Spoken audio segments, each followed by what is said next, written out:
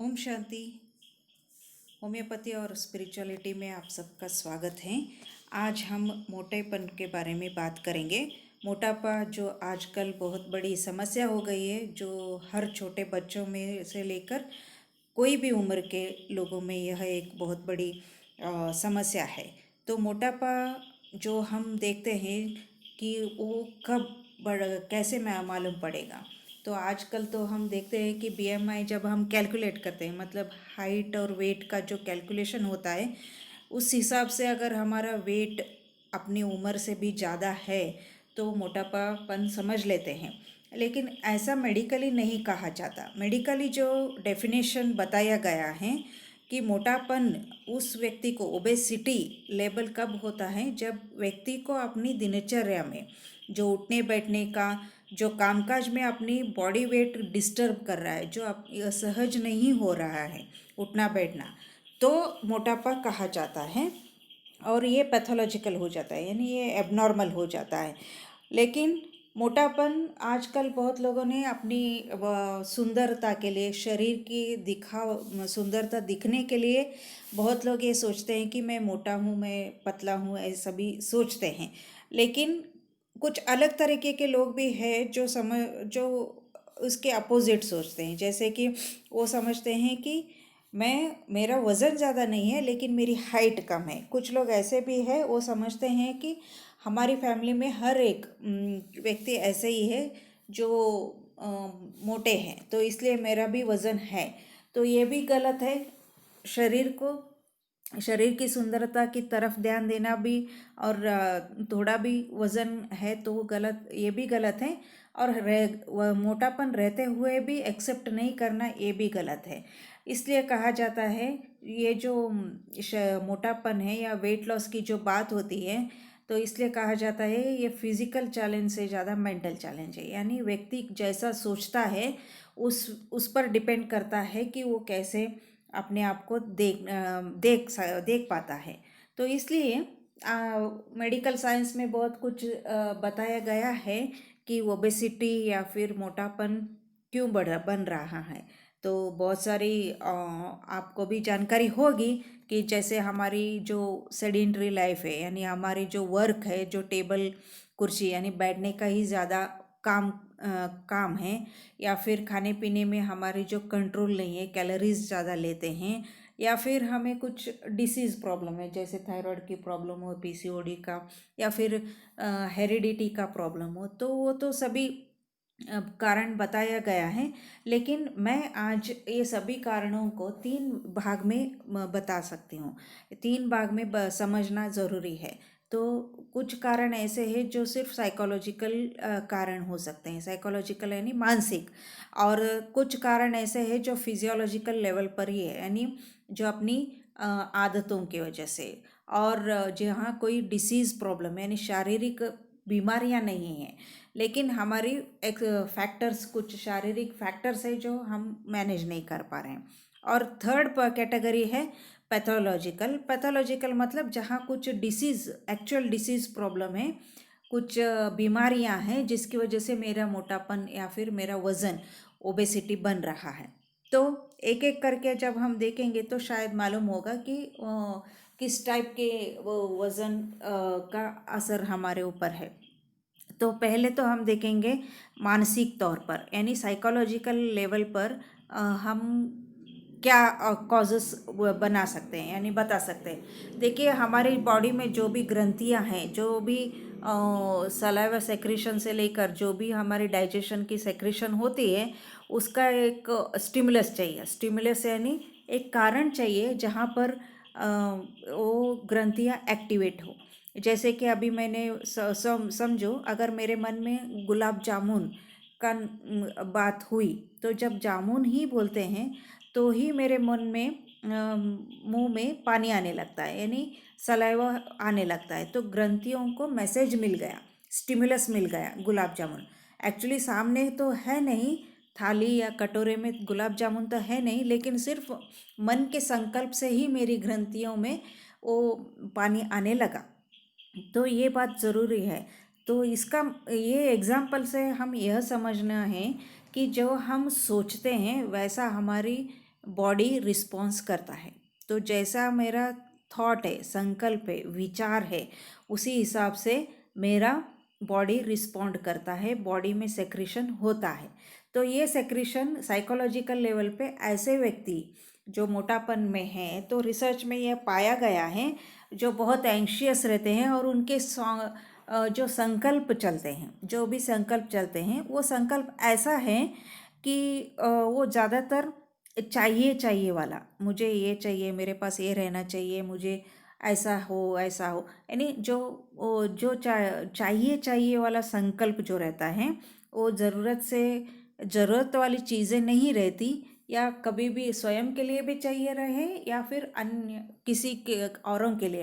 यानी जो भी हम चीज़ें आज इकट्ठे करते हैं, खुद तो सारे चीज़ें यूज़ नहीं करते, लेकिन हम सोचते हैं हम परदादा पर पोते के लिए भी हम अपनी चीज़ों को बना के रखते हैं। तो वस्तु हो, प्रॉपर्टी हो या पैसा हो या फिर कोई छोटी मोटी चीज़ें भी हो, जो भी हो, जो चाहिए वाला दिमाग जो रहता है, चाहिए वाला जो आदत रहती है, उन जैसों का आप एग्जाम्पल ले सकते हैं। बहुत सारे लोग ऐसे हैं जिनके मन में वही विचार रहता है। जो ह्यूमन का ये नेचर है कि इकट्ठा करना, जमा करके रखना, तो ये जो एबनॉर्मल सम एंगल में आ जाता है। यानी ये जो इकट्ठा करने की जो आदत है, अगर वो एबनॉर्मल हो गया तो ज़रूर वो मोटा आदमी बन जाएगा। तो ये एक साइकोलॉजिकल कारण हम बता सकते हैं। ये और दूसरा है फिजियोलॉजिकल कारण। फिजियोलॉजिकल कारण वही है जो अभी मैंने बताया था कि जो हमारी लाइफस्टाइल है, जो हमारे कामकाज का जो टाइप है, वो बैठने वाला अगर है तो भी हमारी मोटापन बन सकता है।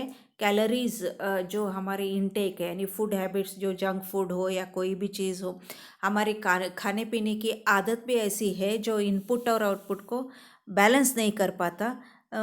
यानी हम ज़्यादा खा रहे हैं तो भी मोटापापन आ सकता है। एक्सरसाइज कम है और खाना ज़्यादा हो।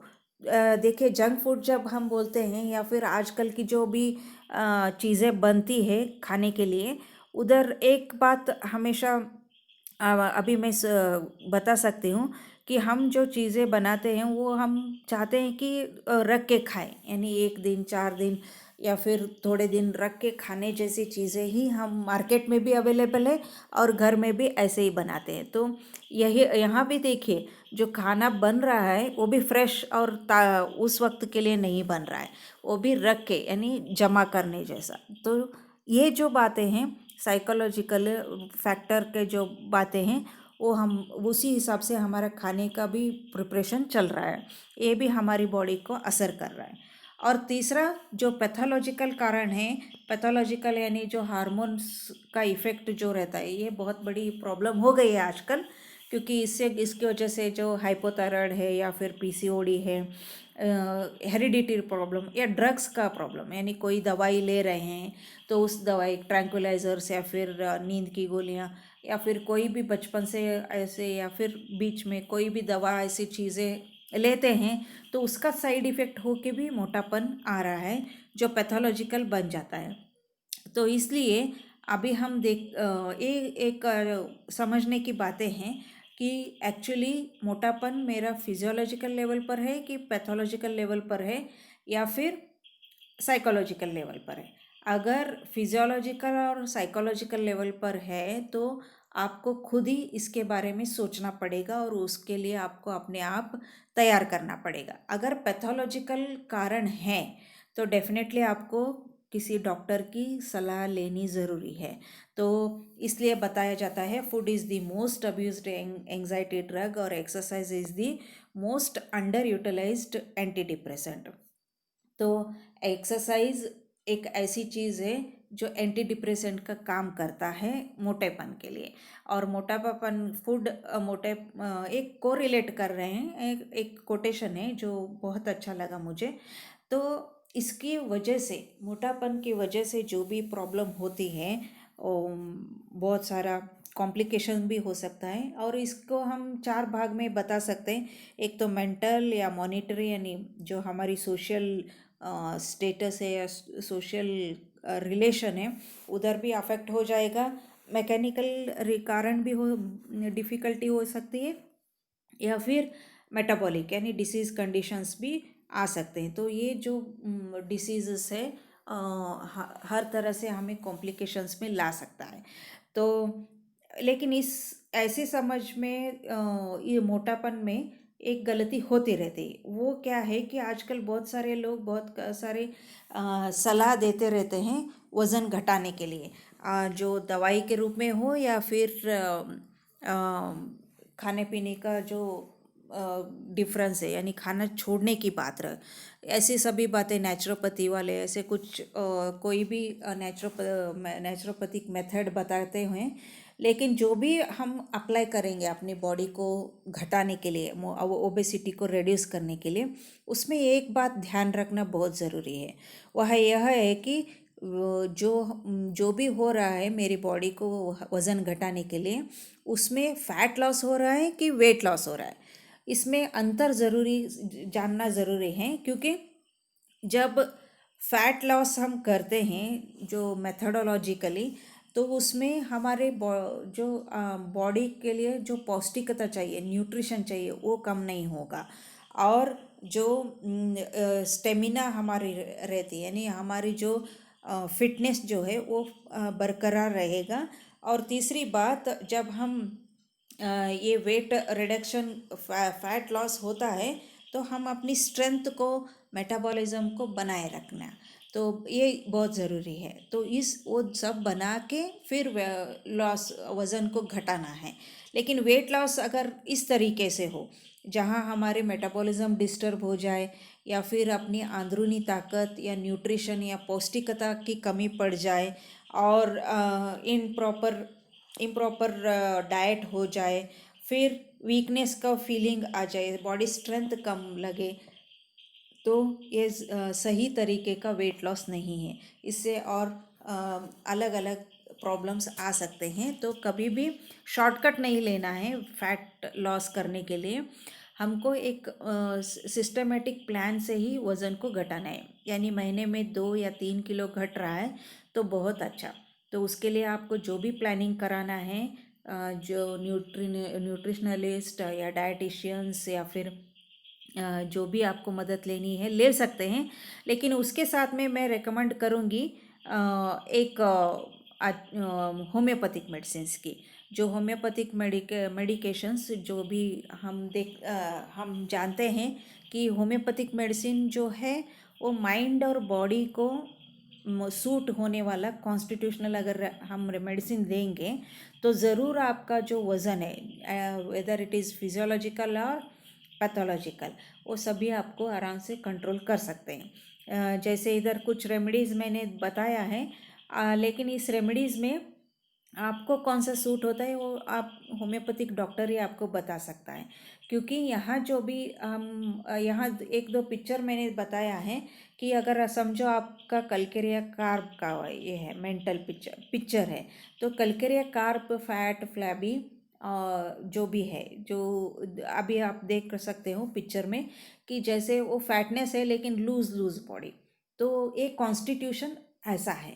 तो ये कॉन्स्टिट्यूशन हम और मेंटल सिम्टम्स या फिर और फिजिकल सिम्टम्स को आपकी बॉडी को मैच करके फिर देना रहता है। और शायद ग्राफाइटिस भी अभी मैंने एक और पिक्चर ऐड किया है, जहाँ पर देखिए यहाँ भी मोटापन है, इस रेमेडी में भी मोटापन दिखता है, लेकिन यहाँ की जो बॉडी पर्सनैलिटी जो है वो टफ पर्सनैलिटी आपको लगेगा। तो इस हिसाब से आपकी बॉडी को जो सूट होता है उस तरह की रेमेडीज़, ये 5 ही नहीं है, और बहुत सारे रेमेडीज़ है जो हमको हेल्प कर सकते हैं। तो इसलिए आप अपनी आसपास के जो भी होम्योपैथिक डॉक्टर्स हैं उनसे आप कंसल्ट करके अपनी रेमेडीज़ को चूज़ कर सकते हैं और आराम से अपना वज़न घटा सकते हैं। और जब हम मानसिक बातें, तो रीजंस जब मैंने बताया, जो हमारे विचार है, संकल्प है, जो एंजाइटी क्रिएट करता है, जो चाहिए कि जो आदतें हैं, तो इनके लिए हमको मेडिटेशन की बहुत ज़रूरत है। तो मैं रेकमेंड करती हूँ राजयोगा मेडिटेशन की, क्योंकि यहाँ राजयोगा मेडिटेशन में जो आपके मन बुद्धि में जो भी संकल्प उठते हैं मन को एकाग्र करने के लिए, और जो भी आपके मन में संकल्प चलते हैं उनको हम कैसे सहज तरीके से समझ सकते हैं कि ये ज़रूरत वाला नेसेसरी थॉट्स है और ये अननेसेसरी थॉट्स है, और हम अपनी थॉट्स के ऊपर बैलेंस करना सीख जाते हैं।